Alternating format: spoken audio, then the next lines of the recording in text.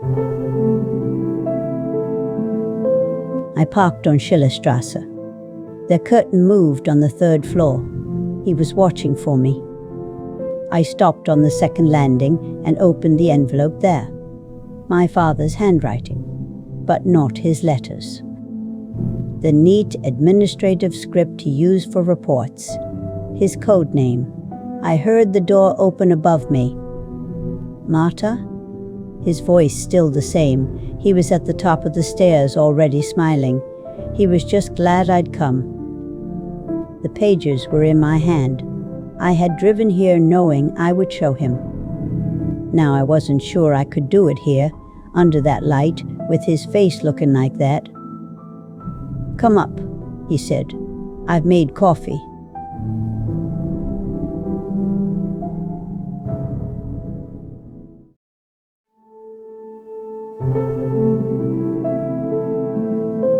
The smell of boiled cabbage and floor wax. That was the stairwell. 5 flights of it in that concrete block on Schillerstrasse. You'd come in from the cold, from the grey of the Johannesvorstadt, and that warm, damp smell would wrap around you. It wasn't unpleasant, it was just the smell of home. Of 100 families living stacked on top of each other, all cooking the same thin soup. We had a telephone on the ground floor. 1 black rotary phone for the entire building, mounted on the wall next to the mailboxes. If it rang, someone would answer and then shout up the stairwell. "Frau Brandt, it's for you." And my mother would hurry down, smoothing her apron, her voice always a little too bright, a little too careful on that public receiver. I remember the sound of her footsteps receding down the stairs. That was the sound of the outside world coming in. My father's world came home at 6. Werner Brandt. You could set your watch by him. The heavy outer door would bang, and then his footsteps, steady and familiar, climbing. I'd be waiting by our door on the 3rd floor. He'd come in, his glasses fogged from the cold, and hang his coat on the hook in the hallway. It was a thick, grey wool coat, the collar worn smooth. And that was the other smell. Cold air, a hint of the factory, oil and solder, and something else, something sweet. He had a ritual. He'd kiss my mother on the cheek, put his briefcase down, and then he'd turn to me. "Let me see," he'd say, patting his coat pockets with a mock-serious expression. Did I remember? He always remembered. A wrapped caramel, usually, the kind with the clear paper that rustled. Once, in December, it was a tangerine, a real tangerine. I held it in my hands like a tiny, perfect sun. It was a miracle. That's what I thought.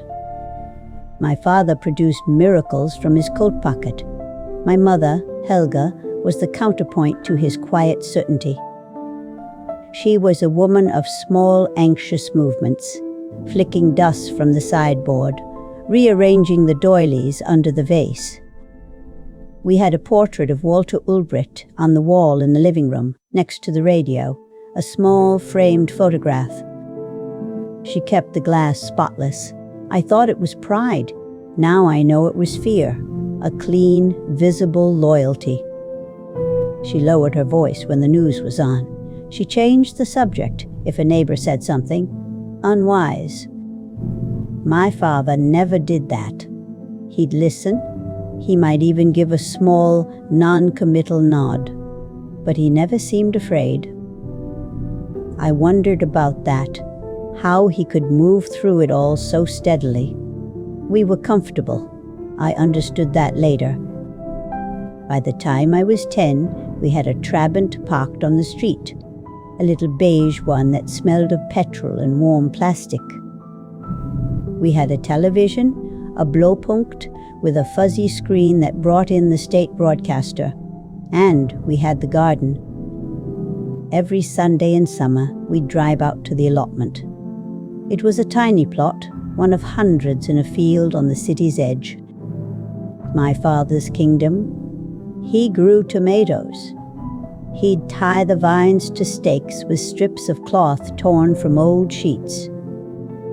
He'd sit on a folding chair in the afternoon sun, drink a bottle of Kostritza, and say nothing for hours. Just watch the plants. The silence wasn't heavy. It was full. I thought it was the silence of a man who was tired from a good week's work. That was the texture of it. The caramel in the pocket, the smell of tomatoes on your hands, the television droning in the next room. I accepted it all as normal, as simply how life was. The small privileges, the car, the garden, the fact that my father's job at the VEB microelectronic factory seemed secure, they weren't gifts. I know that now. They were arrangements, things that had to be maintained, earned. But as a child, you don't see the ledger. You just see your father hanging up his coat, and you know there's a piece of sweetness in there for you. That's what I held on to for years. The memory of that certainty, that 6 o'clock promise. It was the foundation of everything I thought I knew about him, about what it meant to be a good man, a reliable man in that place at that time. A good socialist, even. That's what we were supposed to be. And from the outside, in our beige trabant, with our tidy garden and our spotless portrait on the wall, we looked the part. We absolutely looked the part.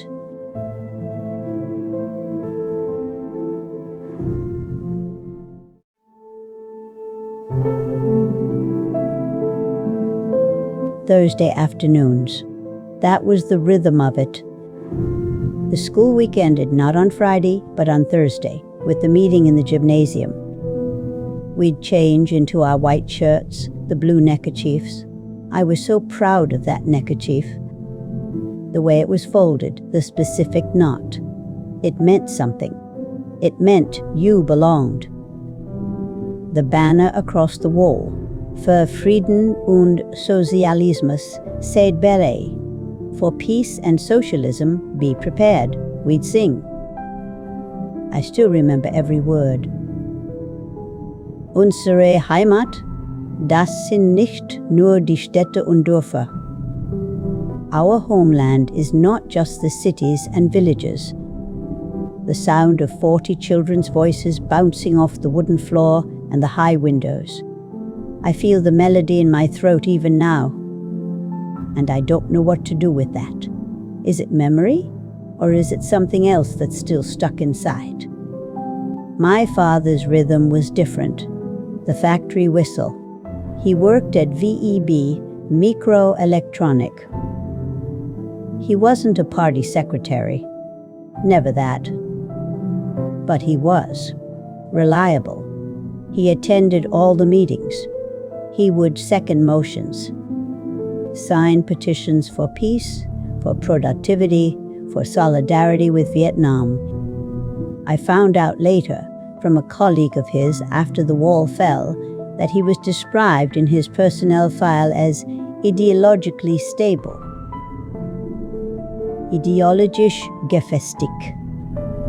When I first heard that phrase, it sounded so bland, administrative. Now, it chills me. It was the highest praise you could get. It didn't mean you believed.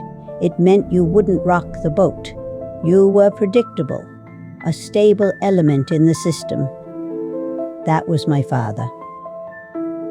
The system had 2 tracks, the official one with the meetings and the banners, and the real one that ran right alongside it in whispers and exchanges. My father knew a man who could get bicycle parts. A new inner tube was a minor miracle. My mother traded jars of her preserved plums, the yellow ones from the allotment, with the wife of a dentist. That's how I got an appointment without the 6-month wait. You learned this language early. You didn't ask for things directly. You mentioned a need casually. You waited to see if the other person had a cousin, a friend, a connection. It wasn't corruption, not exactly. It was the grease that made the machine turn. It was how you lived. Our world was small. Erfurt, our block, the factory, the school. The people in it were fixed points. Herr Schiller, who lived downstairs and always had the football scores from the West. Frau Weber, who complained about the quality of the potatoes. And Manfred. Manfred, who fixed our Trabant.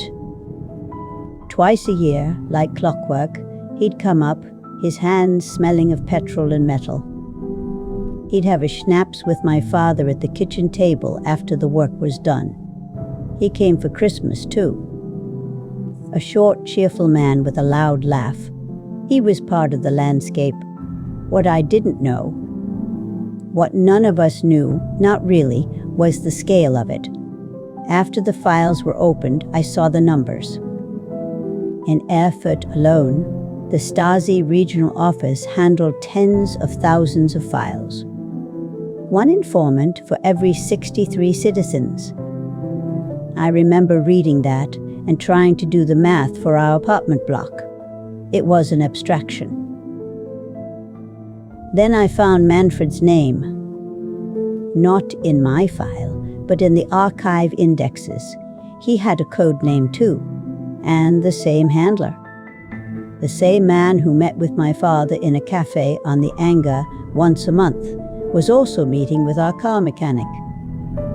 The cheerful man with the petrol-smelling hands, who toasted my father at Christmas, was writing reports too. For all I know, they were writing reports about each other. That was the real economy, not plums for dentist appointments. Information for what? For a sense of security? For a little extra leverage? For the feeling that you were on the inside of something, even if that something was just the act of watching everyone else. It was all so ordinary. That's what I keep coming back to. The betrayal wasn't dramatic. It was Thursday afternoon meetings. It was signing a petition. It was having a schnapps with a friend who was also watching you. We were all so deeply, quietly complicit in the texture of it. We built the walls around ourselves, brick by brick, and called it stability, called it home. And then, of course, there was Lutz.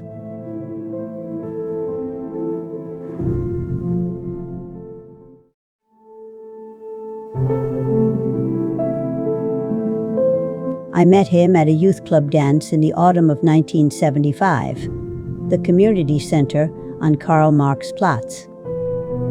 It was a low-ceilinged hall that usually smelled of floor polish and damp wool, but that night it smelled of cheap cologne and anticipation.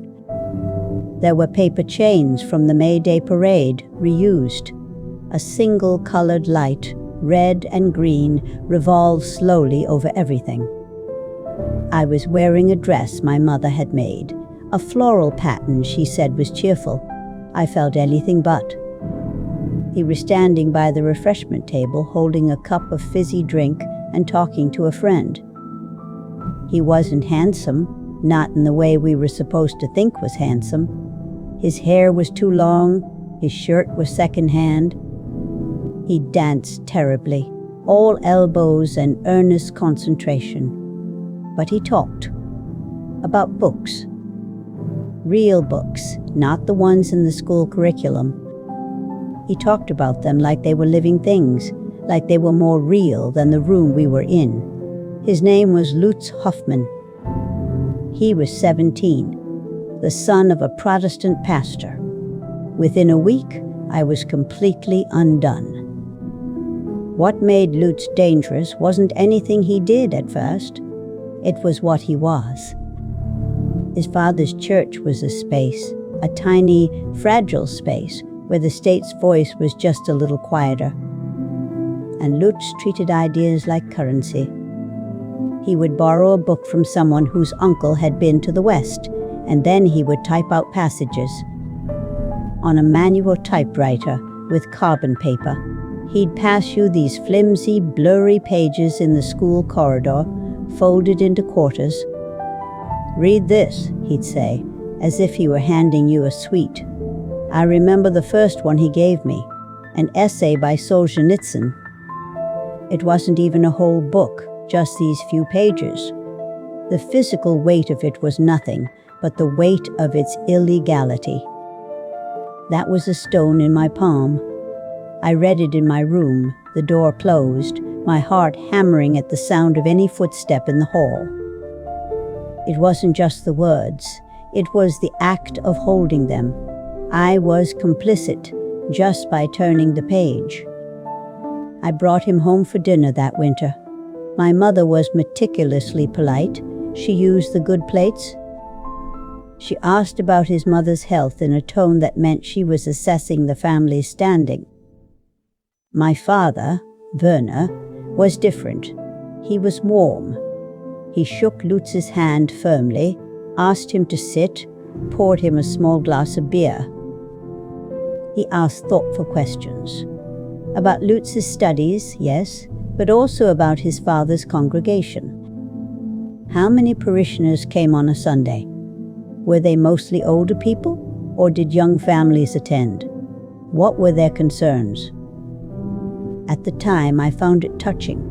My father, the factory administrator, taking a genuine interest in this boy I cared for.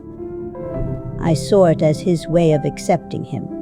Now, of course, I replay every one of those questions. I hear the careful, gathering tone. I see the attentive nod. I didn't know then that interest is the first tool of the inventory taker. That warmth can be a method. I just felt grateful. I thought my father saw in Lutz what I saw. That relationship was the first time I felt fully myself. Not Karen the good student or Karen the daughter, but just Karen. We talked about everything. And yes, we talked about leaving. Not as a real plan. We were 17. It was a fantasy, a daydream we built together out of scraps of Western radio and sheer, stupid longing. We'd lie on an old blanket in his family's allotment garden in the summer after the sun had set, but the air was still warm, and look up at the sky. We'd whisper about where we would go, what we would see. It felt harmless, it felt private, it felt like our secret. And because I told my father everything, because I trusted him with every other piece of my heart, I told him about those conversations too. Not the details, but the shape of them. That we dreamed of seeing the world. I remember his face. He didn't get angry. He didn't warn me. He just listened and nodded and said it was natural to be curious about the wider world. He said it was good that Lutz and I could talk so openly. I believed him.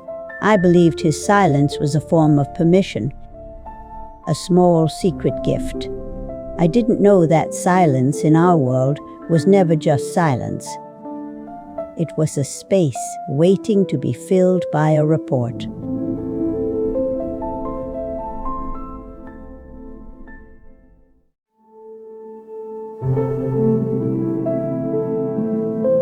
The file gave me a name, Hauptmann Dietrich, and a date, August 1961. The wall was just cement and wire then, still a shock in the city's throat. And this man, this officer, came to my father's office at the factory.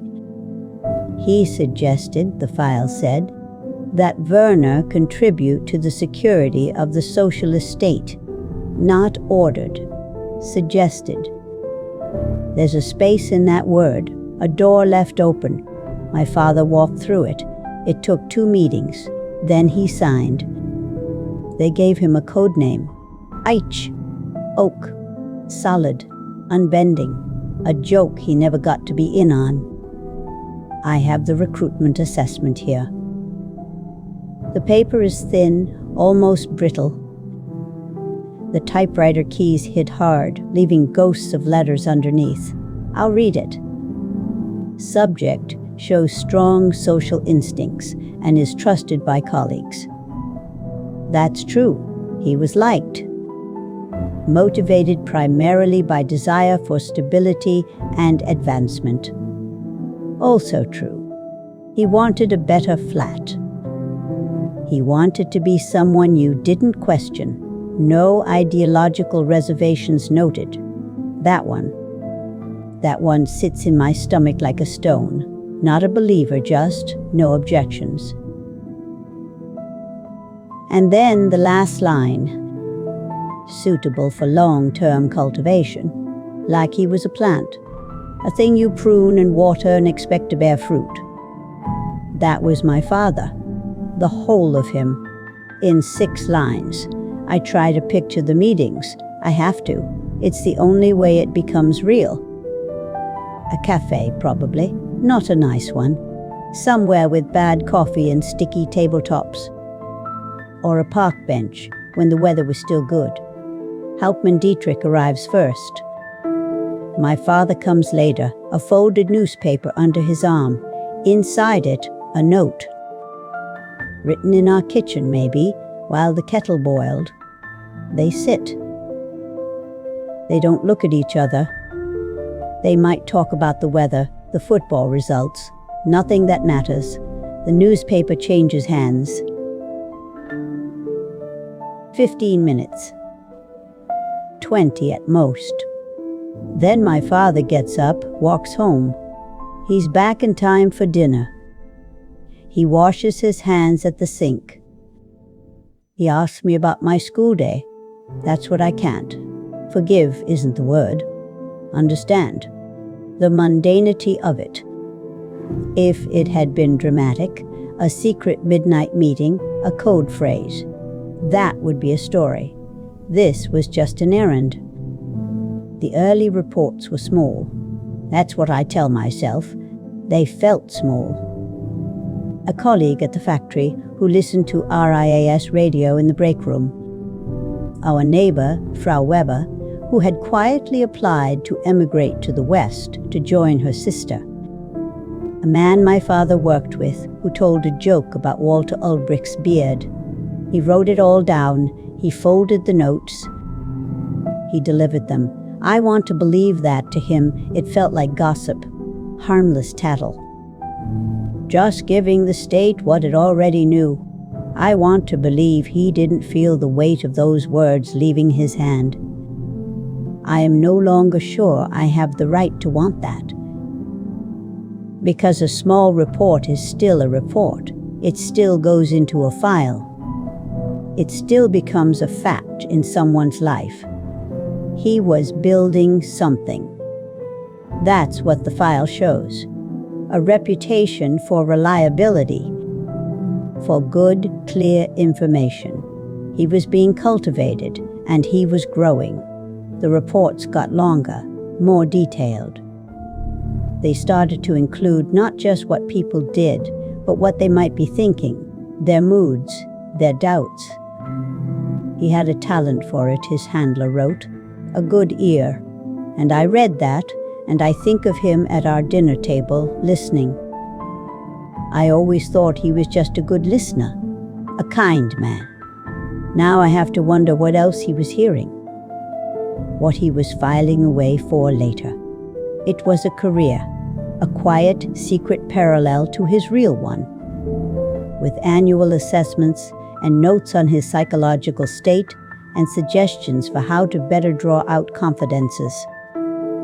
They were managing him, and he let them, for stability, for advancement. No ideological reservations noted. I hold that phrase in my mouth. It tastes like dust and old metal.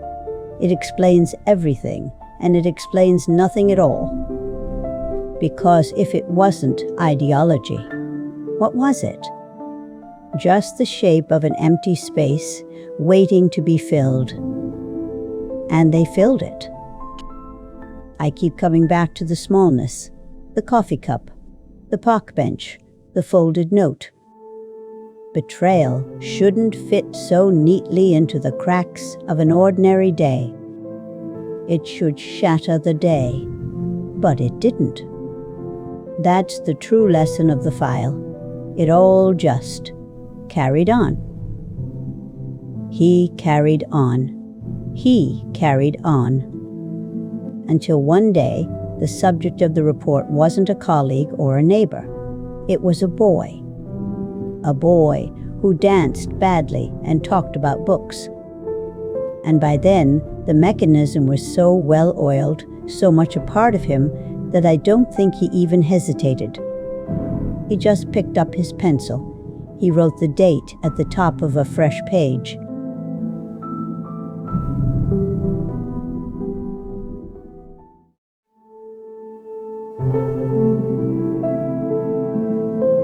The file was in a gray cardboard box. I remember the archivist's hands, young hands, placing it on the table. The paper was a different quality from the rest, thinner. It was dated September 1976, 4 pages. The author was Eich. I had to put on white cotton gloves to touch it. That felt like the worst part at first. The clinical care you had to take was something so intimate. He described everything. Lutz's attendance at the Junge Gemeinde youth group at his father's church. The photocopied pages of Havel he'd loaned me. His stated desire to study literature at the Karl Marx University in Leipzig. All of it was there. My father wrote about the books Lutz gave me. He called them unauthorized literature. He wrote down things Lutz had said to me in my own home at our dinner table. Conversations my father had encouraged with his warm, interested questions. I read the whole thing, and then I read it again. My eyes kept catching on one phrase, near the end. It's typed, like the rest, but I hear it in his voice. I've heard it in my head for 5 years now. The subject demonstrates a corrupting influence on the informant's daughter and should be considered for preventive operational measures. Corrupting influence. That was me. I was the daughter. And Lutz. He was the subject. A subject for measures. Preventive operational measures. That's what they called it. In practice, it meant a letter arrived at the university admissions office in Leipzig, a quiet note in his file. So when his application came in 1977, it was marked incomplete. They told him he needed additional documentation. He asked what kind. They couldn't specify. He submitted everything again. It was still incomplete. He was never given a reason. How could he be? The reason was a secret. The reason was my father, at our kitchen table, writing a report after I'd gone to bed. He worked in a municipal printing house after that, for 3 years, setting type for council circulars and factory safety manuals. He grew quieter, not sad at first, angry, a sharp, brittle anger. He applied twice more, 1979, 1981, the same result, an incomplete file, a closed door. In 81, he did the only thing left. He submitted an Ausration Trag, an application to leave. To get out. That started a different process. They called it harassment, but it had a system. He lost his job at the printing house. He was assigned to a construction brigade. His phone, when his family still had one, would ring in the middle of the night and then go silent. It took 2 years. 2 years of that. Then, in the autumn of 1983, the permit came. He was allowed to go. The last time I saw him was outside the Hauptbahnhof, a Tuesday afternoon in November. Gray slush on the pavement. He had one suitcase, a brown, hard-sided thing. We stood there. We talked about nothing. The weather, the train schedule. We pretended, without saying it, that it was temporary, a study trip, a visit. We didn't hug. We never did in public. We just stood, and then he picked up the suitcase and he nodded and he went inside. My father had driven me there. He waited in the Trabant, parked a little way down the street. I got back in the car, the smell of petrol and damp wool. He didn't ask about Lutz. He pulled out into the traffic. We drove in silence for a few minutes. Then he glanced over. Just a quick look. And he said, "Alles in Ordnung? Are you all right?" I said yes. I said I was fine. I looked out the window at the gray streets of Erfurt moving past, and I remember thinking, with a clarity that frightens me now, that I was fine. I was sad, but I was also relieved. The dangerous thing was leaving. Life could go back to normal. That was the thought. That was my thought. The problem was solving itself. I didn't ask why. I didn't wonder why the brightest person I knew couldn't get into university. I accepted the incomplete file. I believed in the incompetence of the state, not its precision. That was the gift my father gave me. A life where I didn't have to know. A life where I could just be fine. And for a long time, that's exactly what I was.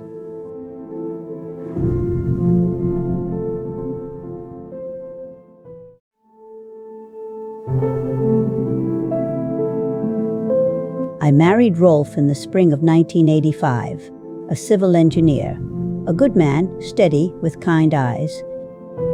He built bridges for the state, and he came home every night and washed the dishes. We moved into a flat in the Löbevorstadt, a proper 2-room apartment with a balcony that looked onto a courtyard where children played. It felt like a victory. I started teaching at the Polytechnic School that autumn. I taught them about Goethe and Schiller, and I taught them the socialist interpretations we were required to give. I remember the smell of chalk dust and the heavy wool of my skirts. I remember thinking, this is a life. It fits inside the space that is available. My daughter Petra was born in 1987. My father built her crib with his own hands, sanded the wood until it was smooth as silk. He would come over every Sunday after church, his coat smelling of pipe tobacco and autumn air, and he would take her for walks in the pram. He taught her the names of birds at the allotment garden, the chaffinch, the blackbird.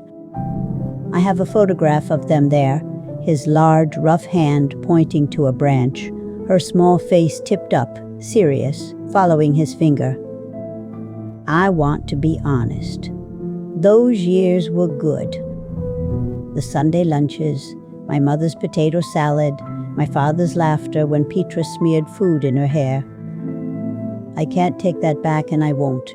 It was a separate country, inside our country, a place where he was just my father. Lutz was a ghost by then, a young man's heartbreak folded away. I thought of him sometimes, a flicker, like a shadow passing a window, but mostly I didn't. I had a husband, a child, a father who doted. I had a life that made sense on its own terms. The world outside our flat was gray and predictable, and inside we had warmth. I told myself that was enough, more than enough.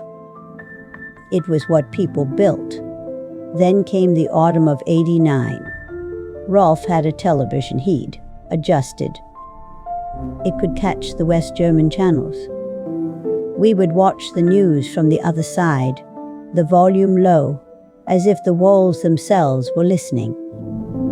One Monday evening we saw it. Leipzig, the Karl-Marx-Platz, a sea of people holding candles, a silent, moving light. My mother sat on the sofa crying without a sound, her handkerchief pressed to her mouth. My father was in his armchair. He didn't move. He didn't speak. He just watched the screen, his face empty. And I felt it. A cracking open in my chest. A door I didn't even know was locked began to swing on its hinges. The air changed after that. It became electric, thin. You could hear whispers in the shop queues, a different kind of silence in the school corridors. My father stopped talking about the garden. He just tended it for hours. November 9th. The announcement came on the radio. Rolf looked at me and said, "We have to go." We bundled Petra up asleep and we drove across town to the Hirschgarten checkpoint. My parents came with us. Werner sat in the back seat, staring out the window at the empty streets. The checkpoint was. It was a dream, a crowd of people just standing there weeping, embracing strangers. Trabants were lined up, engines running, headlights cutting through the cold fog. The border guards stood back, their faces confused, young. They didn't know what to do. And then the barrier went up. It just went up, and nothing happened for a moment. Then someone stepped forward, then another. I was holding Rolf's hand, Petra asleep against my shoulder. And I thought of Lutz, for the first time in years, clearly. I wondered where he was in that moment. In Hamburg, watching this on his television. Did he feel this? This opening. This terrifying, beautiful hole in the world? I turned to look at my father. He was standing beside my mother, his arm around her, and he was crying. Silent tears cutting through the lines on his face. But it wasn't joy. I see that now. I didn't then, but I see it now. It was something else. It was the look of a man watching the ground shift under his feet, knowing the map he'd used for 30 years was burning in his hands. We drove home as the sun was coming up. Petra woke up and babbled in her car seat. My mother kept saying, "I can't believe it." My father said nothing at all. The next weeks were a blur of noise and color and West German bananas. And in the middle of it all, life went on. I went back to teaching, though the old textbooks suddenly seemed like artifacts from another century. My father came for Sunday lunch. He played with Petra, but he was quieter. He'd look out the window, his fork halfway to his mouth, and I'd see him. Calculating, as if he were trying to remember the rules of a game that had just been cancelled. When the talk started about the Stasi files, about this new office they were setting up to let people see them, he called it rummaging in the garbage of history. He said it would only cause pain. I argued with him. I said people had a right to know. He looked at me over his coffee cup and said, "Know what, Karen? What do you think you'll find?" And I didn't have an answer. Not yet.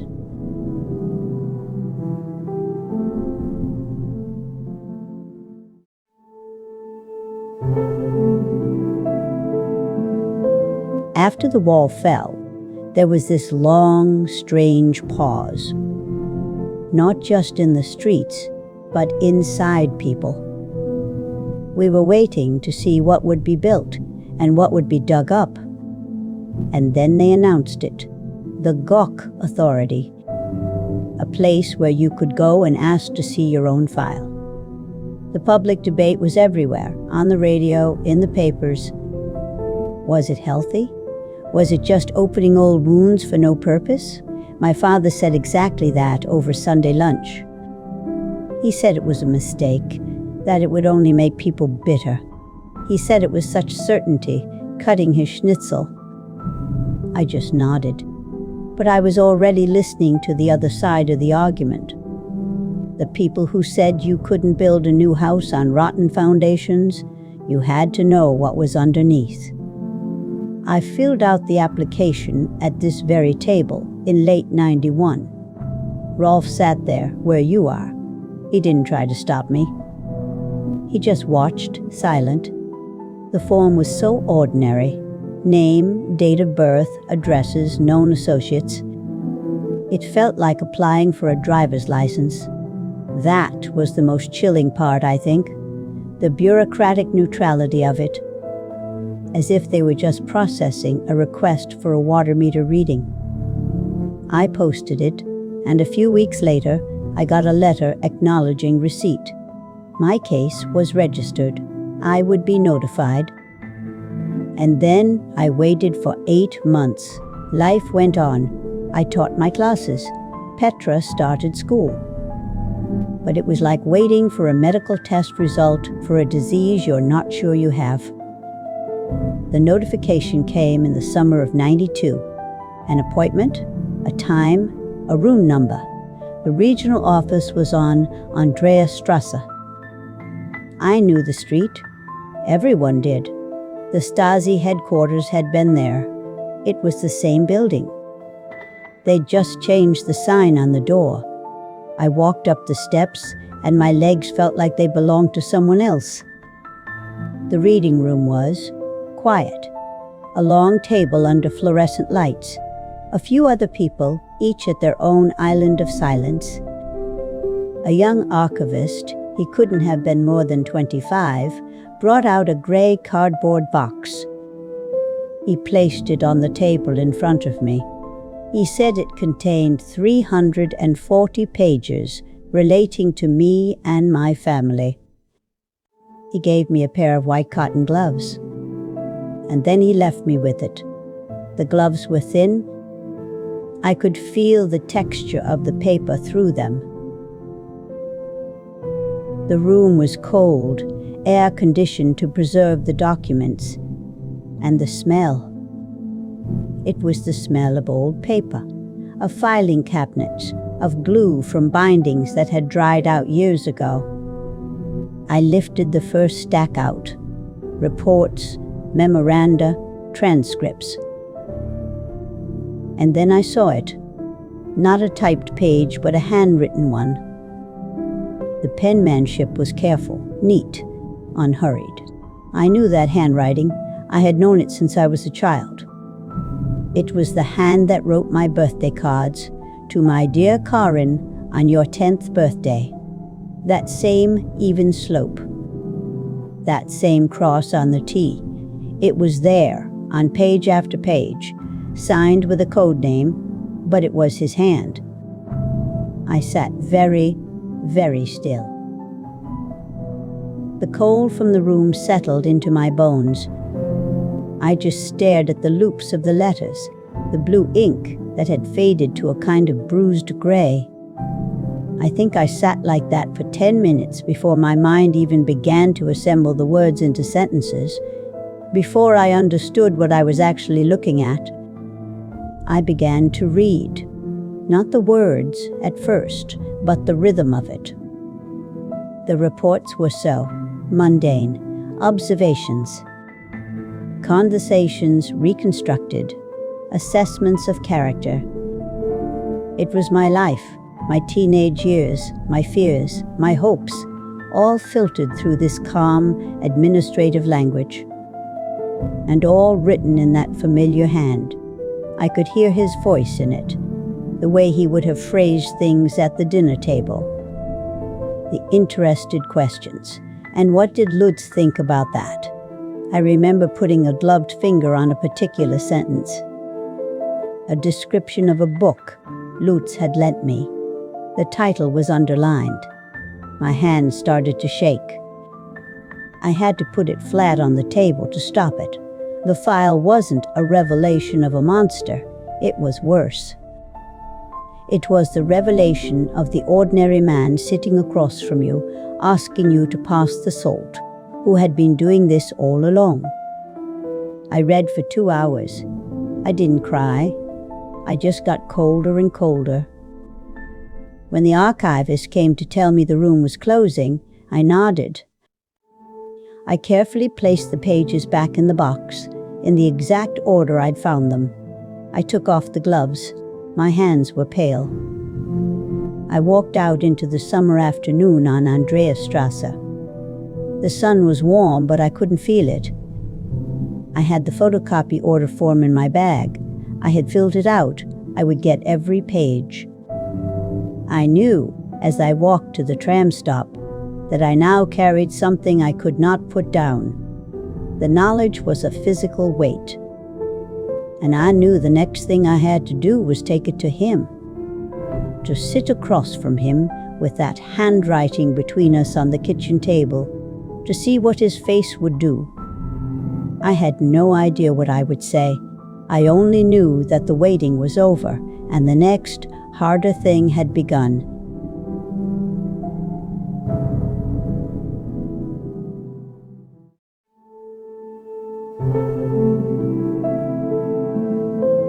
I remember the weight of the envelope on the passenger seat. A Saturday morning in August, the air already thick and warm. I had driven this route to my parents' flat 1,000 times. That day, the streets looked different. The manila folder held photocopies of the most damning pages. I had rehearsed the drive, the walk up the stairs, the moment I would hand them over. I had tried out sentences in the car. I found something. We need to talk about this. Why? None of them worked. There was no sentence for this. There was only the fact of the papers and the silence they would bring. I didn't call ahead. I knew if I heard my mother's voice on the line, I would invent an excuse and turn the car around. The stairwell of their Plattenbau block smelled of the same floor wax, the same faint cabbage. I climbed the steps, the envelope under my arm like a ledger. My mother opened the door. She took one look at my face, at the folder, and her own face closed. She said, "Your father's in the kitchen," and then she left. Just turned and walked into the living room and shut the door. I stood in the hallway for a moment, listening to the complete silence from behind that door. He was at the kitchen table, the formica, one where we'd eaten 1,000 meals. A cup of coffee, half drunk, sat beside him. I didn't say anything. I just placed the envelope in front of him and sat down across the table. He looked at it, then at me. He opened it slowly, took out the first page. It was the report on Lutz. He didn't read it.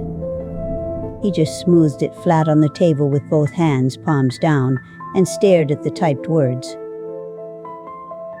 The clock on the wall ticked. A fly buzzed against the window. The silence went on so long, I thought I might scream just to break it. And then he said it. The sentence I had been dreading. He didn't look up. His voice was low, almost a whisper. You have to understand what it was like. That was all. That was his entire defense. A sentence that explained nothing, that justified everything, that came from a manual I hadn't read. I waited. I remember thinking, don't cry, don't let him see you cry. He said he never intended harm. He said he believed he was protecting the family, me. He said the code name, Eich, was just a formality. He said he reported on conversations, on attitudes, that it was just information. He said he never knew what would happen to Lutz's university application. He said that part was a shock to him too. I sat there and I looked at him, my father. The man who brought me tangerines in December. And I tried to see the other man, the one who wrote those words. I tried to fit them together in that kitchen in that moment, and I couldn't. I didn't know if he was lying about not knowing the consequences. I didn't know if he was lying to me or to himself. I didn't know if the man who claimed to be protecting me was the same man who had methodically dismantled the future of the boy I loved. I just knew that every word he said felt like a stone dropped into a well. I heard the splash, but I never heard it hit bottom. There was no resolution, no shouting, no tears from him, no dramatic revelation. Just the slow, suffocating weight of it all settling over the kitchen table. I finally stood up. My legs were stiff. He didn't move. I took the envelope, slid the papers back inside. I didn't know what else to do with them. I walked to the front door. He was still sitting at the table when I looked back. He seemed smaller than I had ever seen him, collapsed inward. As I put my hand on the latch, my mother's voice came from behind the living room door. It was unnaturally bright, brittle. "Karen, would you like some coffee before you go?" I didn't answer. I just opened the door and stepped out into the stairwell. The drive home was a blank. I remember parking the car and sitting there, the envelope still beside me. The confrontation was over, and nothing was solved. All I had were his words floating in the air between us. "You have to understand." And I realized with a cold clarity that I didn't. I might never understand. But there was someone else who deserved those words, who deserved the sight of those papers. Someone who had lived the consequence, not just reported it. The next question was waiting. It had been waiting for 15 years.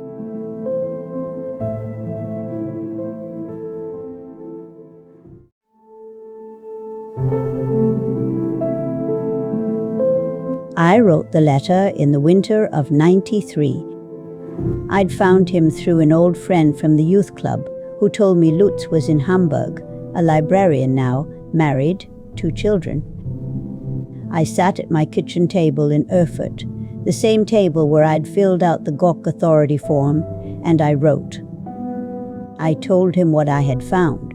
I told him the code name. I wrote that I was sorry. It was 3 pages long. It took me 3 months to put a stamp on it. His reply came 6 weeks later, a single sheet, handwritten. His penmanship was careful, a little cramped, as if he was holding the pen too tightly. He wrote that he had always suspected there was a reason, that for years he had tried to understand the mechanism of his own erasure.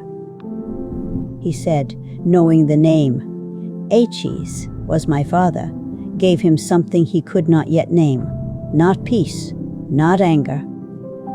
He said it was a shape, finally, where there had been only fog. I read that line over and over.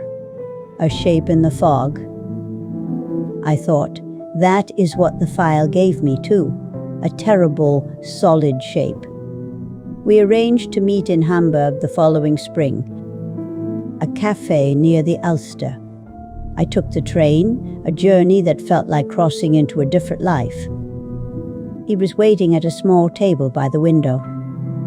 We were both 36, but we looked at each other and saw the teenagers we had been, and then immediately saw the decades that had passed over those faces. We were so careful. We shook hands. We ordered coffee. The conversation moved in circles for a long time. Our jobs.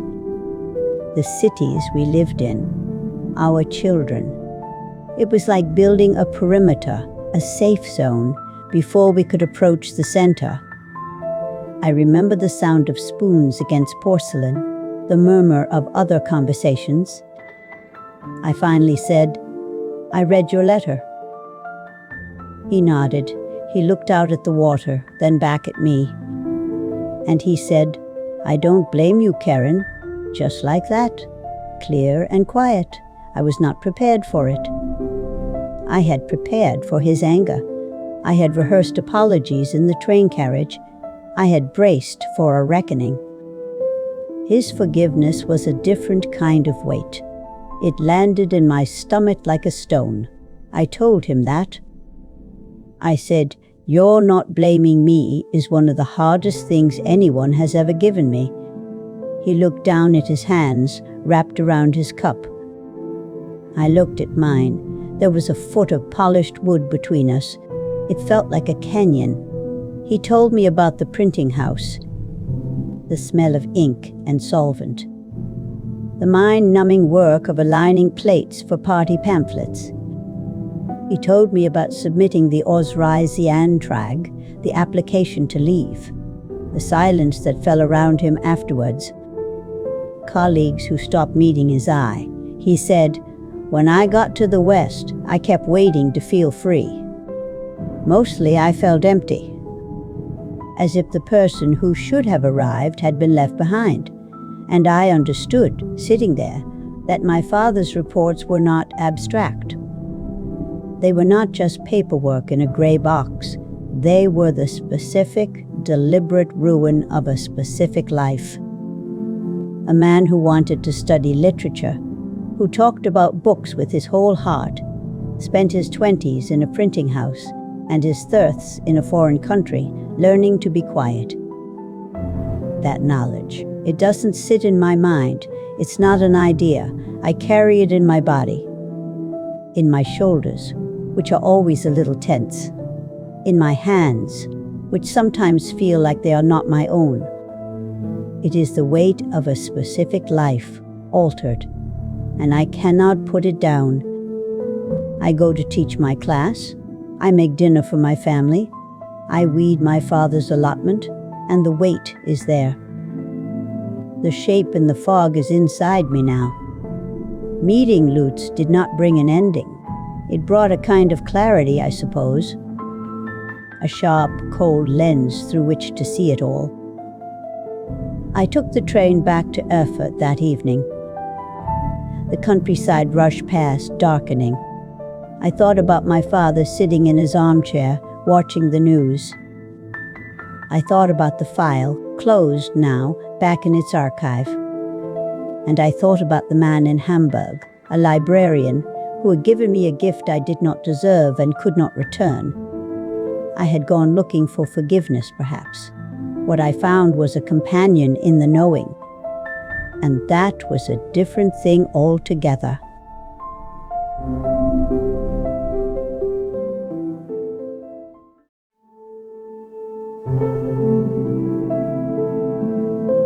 He died in the garden. That's the first thing I remember about that day. The phone call from the neighbor. A stroke, they said. Quick. He was on his knees by the compost heap, the one he'd built from old pallets. I sat beside his hospital bed for 2 days. Machines breathing for him. I held his hand. It was still rough from the soil. I said nothing about any of it, not Lutz. Not the file. Not the word Eich. I just held his hand and watched the line on the monitor.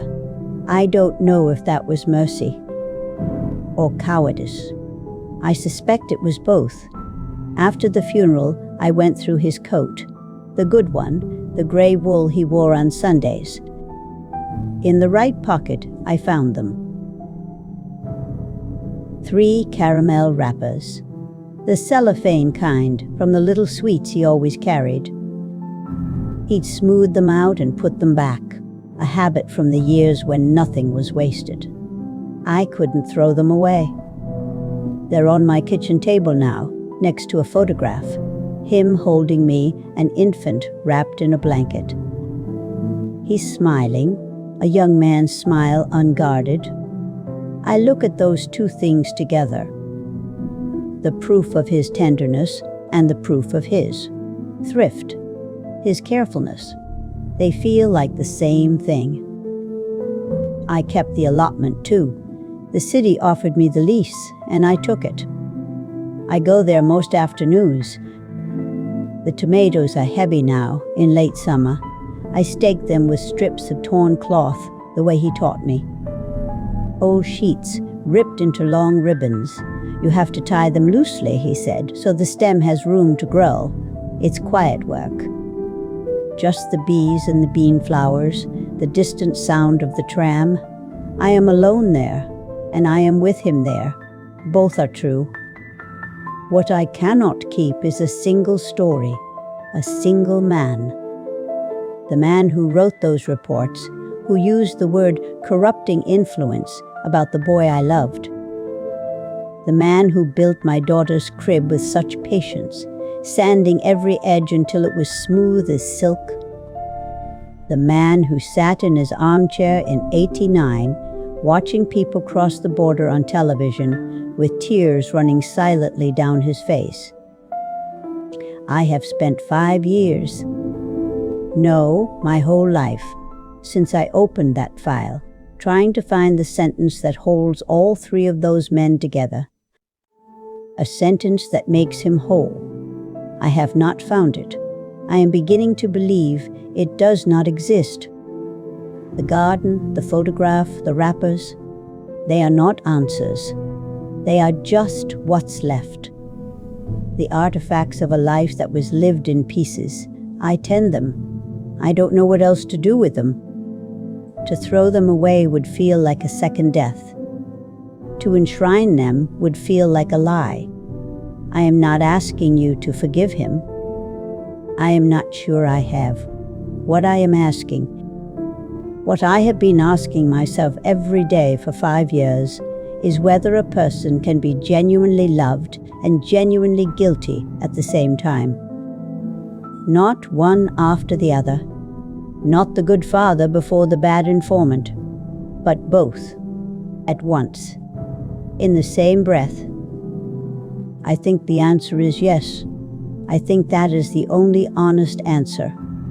The terrible, quiet answer. It doesn't reconcile anything. It doesn't make a whole man from the fragments. It just sits there, in the room with you, like a fact of geography.